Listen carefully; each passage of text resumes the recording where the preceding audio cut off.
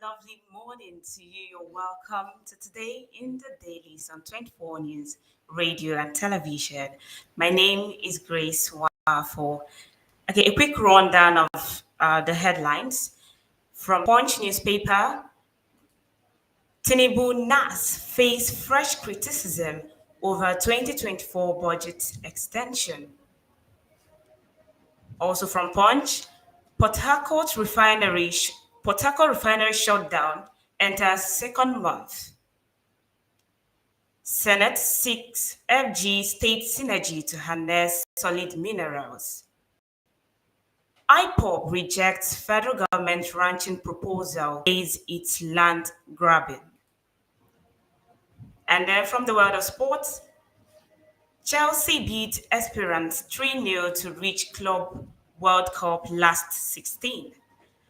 Okay, rundown of that stories will come your way after this short break. Stay with us. This is still today in the dailies on 24 News Radio and Television. Don't go anywhere.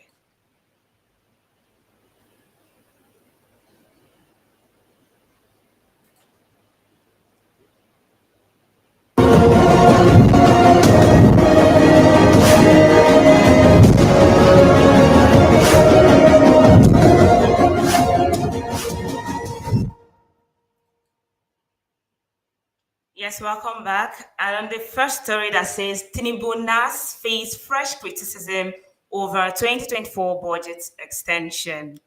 The Senate and the House of Representatives have, for the second time, extended the implementation of the capital component of the 2024 budget to December 31st, 2025, sparking renewed criticism against President Bola Tinubu and the National Assembly.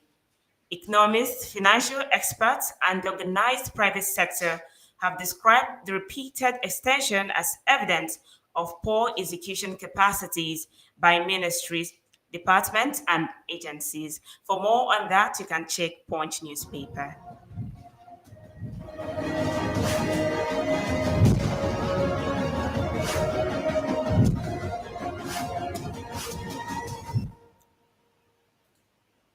Then on the second story, Port Harcourt refinery shutdown enters second month.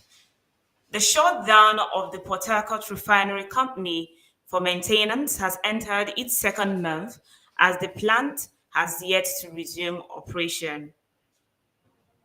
Punch reports that the immediate past Chief Corporate Commissions Officer of the Nigerian National Petroleum Company Limited, Olufemi Soneye, told the correspondent on May 23rd that the refinery would be shut down for maintenance. For more on that, please check Punch newspaper.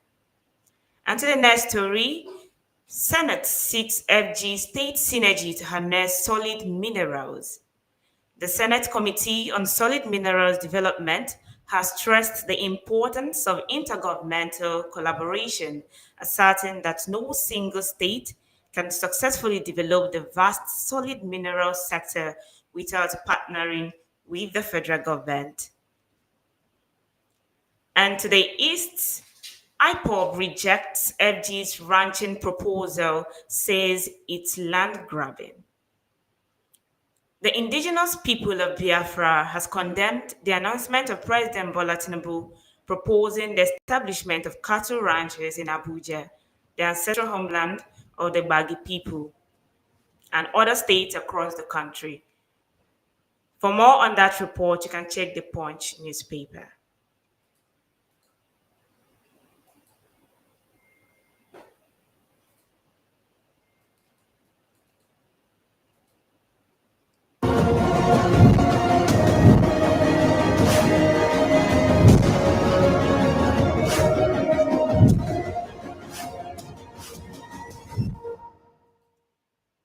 And then from the foreign space, Iran, Israel, marketers urge government to prevent fuel price hike. As the conflict between Iran and Israel continues to disrupt global oil markets, fuel marketers have urged the federal government to implement urgent measures to prevent petrol and diesel prices from becoming unaffordable for Nigerians. I think this still goes back to a statement made by some stakeholders in the United States about it being about this war with Iran and Israel affecting not just the concerned countries but also other countries' economy. And I think the federal government should do something about that as well.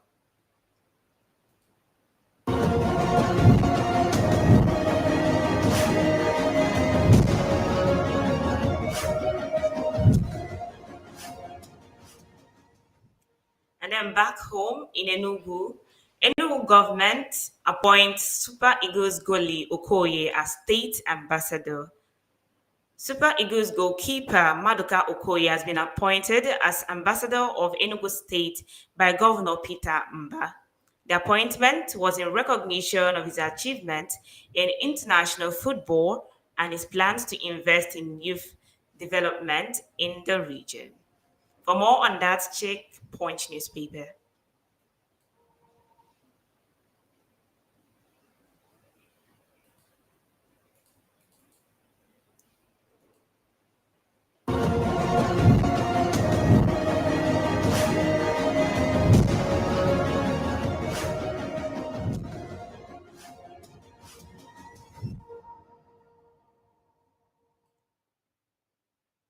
On the way from Punch newspaper, let's head over to Vanguard.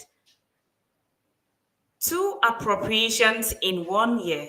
Experts react as NAS okays rollover of 2024 budget till December 2025. I think this headline actually made its way to Punch newspaper as well. Issues surrounding NAS and then the 2024 budget. The federal government has extended the lifespan of its 2024 budget by another 6 months, a development which has consolidated on its culture of running multiple budgets in a single fiscal year. For more on that, you can check the Vanguard newspaper.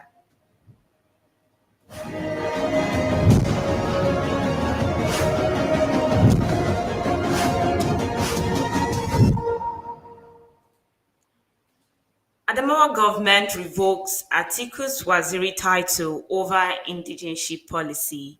The Adamawa state government has formally revoked the prestigious traditional title of Waziri Adamawa, previously held by former Vice President Atiku Abubakar, citing a new indigenship policy affecting Emirate Council leadership. For more on that, check the Vanguard newspaper.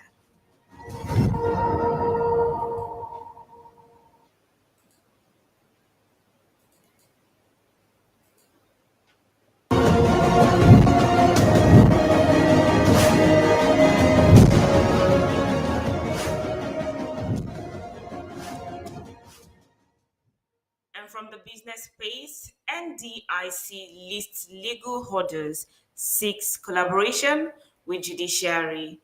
The Nigerian Deposit Insurance Corporation, NDIC, has appealed for increased collaboration with the judiciary in order to overcome outstanding legal hurdles to deposit insurance in the country. For more updates on that, contact.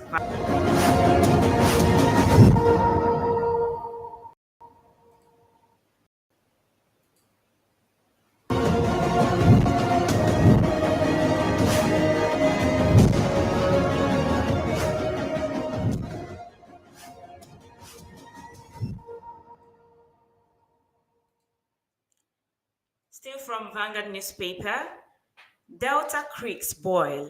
Coastal communities demand ban on nighttime movement of crude oil vessels. Coastal communities along the Ramos River in Burutu local government area of Delta State have raised alarm over what they described as the reckless and dangerous nighttime operations of crude oil laden vessels by Sterling Oil Exploration and Energy Production Company Limited, SIPCO. For more updates on that, check the Vanguard newspaper. And then heading over to Benue, OPWS commander denies prior intelligence claim, urges public to shun misinformation. The force commander of Operation Wellstroke OPWS, Major General Mose Gara has denied a report by an online medium alleging that the Nigerian military had prior intelligence about the June 13, 2025 attacks in Benue State but failed to act. For more information on that, check the Vanguard.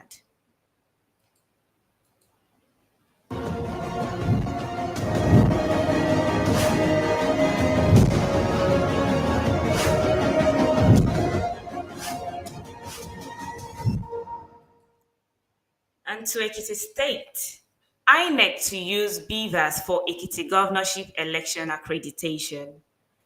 The Independent National Electoral Commission (INEC) has published the notice of the Ekiti State governorship election slated for June 20, 2026, stating that the bimodal voter accreditation system (BVAS) shall be used for the accreditation of voters. INEC had last month announced the date for the Ekiti and Osun state governorship elections, but the publication of Wednesday's notice is in line with the Section 228, subsection 1 and 2 of the Electoral Act 2022 as amended. For more updates on that, check Vanguard newspaper.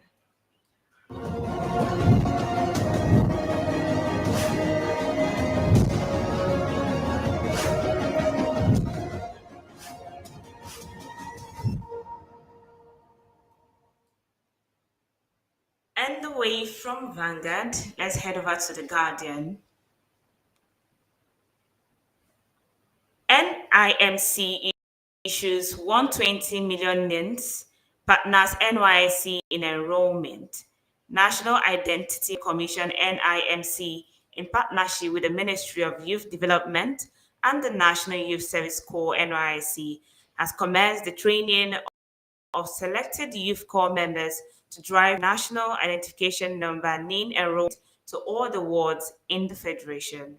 According to the commission, the initiative is part of President Bola Ahmed Tinubu's renewed hope agenda of enrolling and issuing the NIN to all Nigerians and legal residents within the shortest possible time. For more on that, check the Guardian newspaper.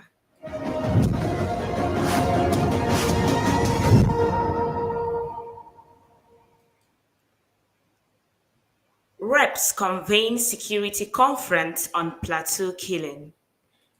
An ad hoc committee of the House of Representatives is set to conduct a special security conference for sincere, in-depth discussion with stakeholders to arrive at sustainable solution to the recurring security challenges in Plateau State. I mean, the security situation in the country is really, on the rise every day, from Benue to Plateau to Rivers. It's just something that should be attended to with all urgency, with every resources if possible, just to be able to tackle this situation so it doesn't spread to other parts of the country.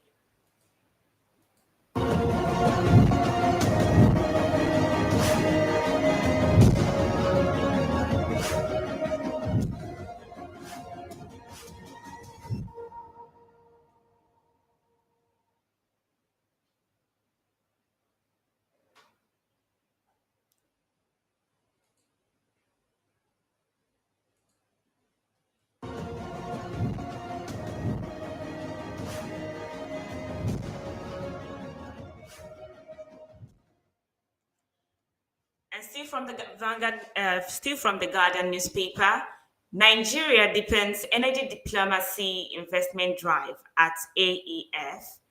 Nigeria has reinforced its leadership role in shaping Africa's energy trajectory as Minister of Power Adebayo Adelabu led a high-level delegation to the 2025 Africa Energy Forum (AEF) in Cape Town, South Africa, unveiling investment-ready reforms and a coherent policy direction to global investors and development partners.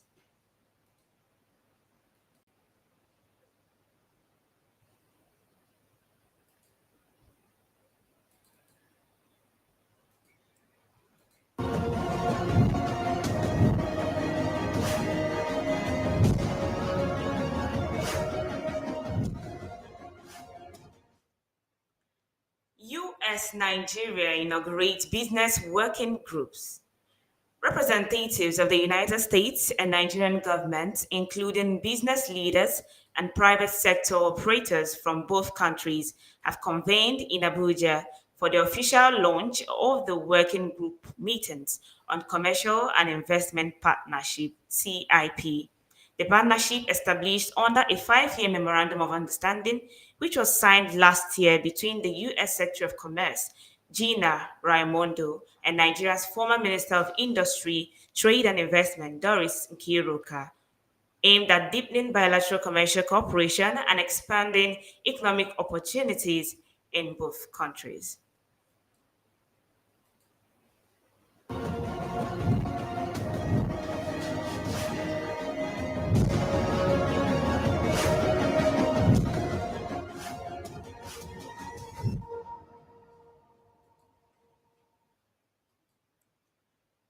Tinubu, farmer had a conflict, an opportunity to structure social stability, food security.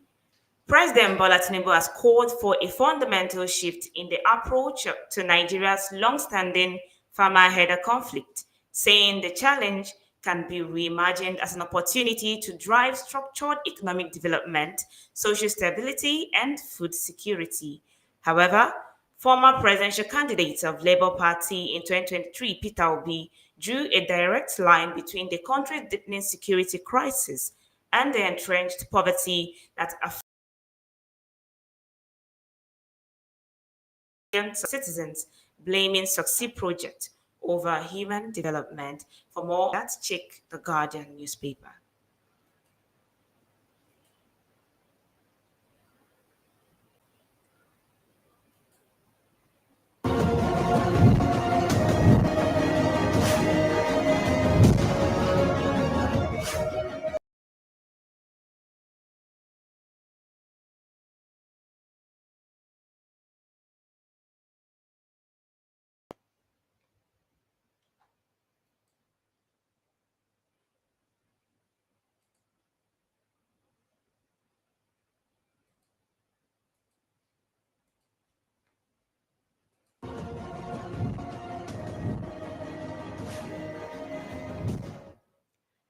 And away from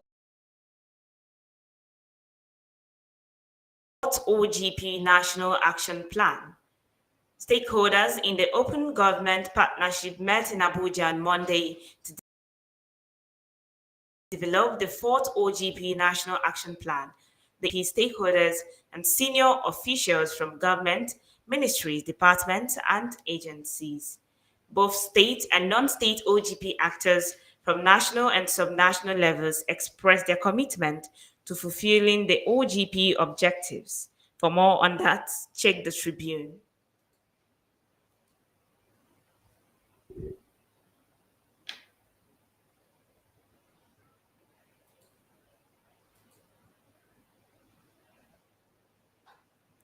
Yes, this is still today in the dailies on 24 News Radio and Television. We'll take a quick break, and when we return, we'll head on to other newspapers for today before we call it a wrap. So stay tuned, don't go anywhere.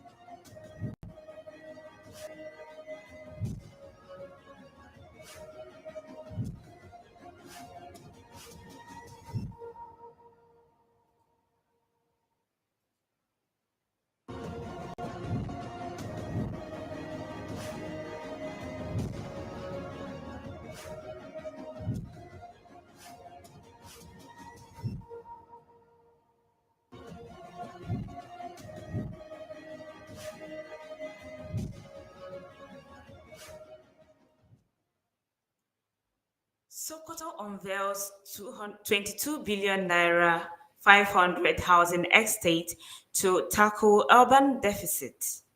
In a landmark move to reduce shortfall in Sokoto State, Tuesday laid the foundation for 22 billion naira state-of-the-art housing estate comprising 500 modern residential units.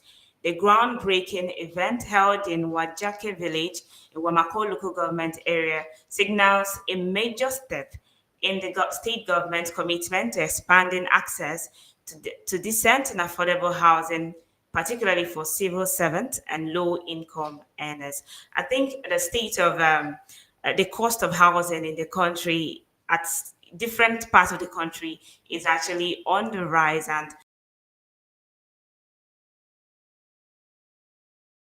a low cost uh, estate or home for people within the state.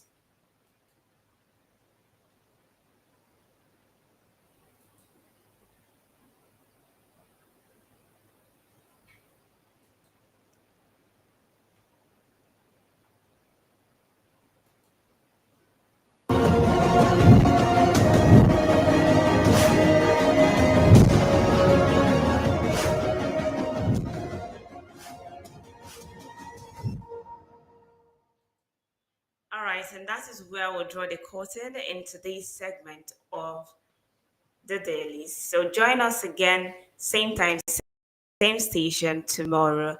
My name is Grace Wafo. Do enjoy the rest of your day, and you stay tuned to 24 News Radio and Television for more interesting updates. And don't forget that later today, the Groove Hour show will be coming your way, and we have something very interesting and exciting for you. So join us again, same time, same station. Bye for now.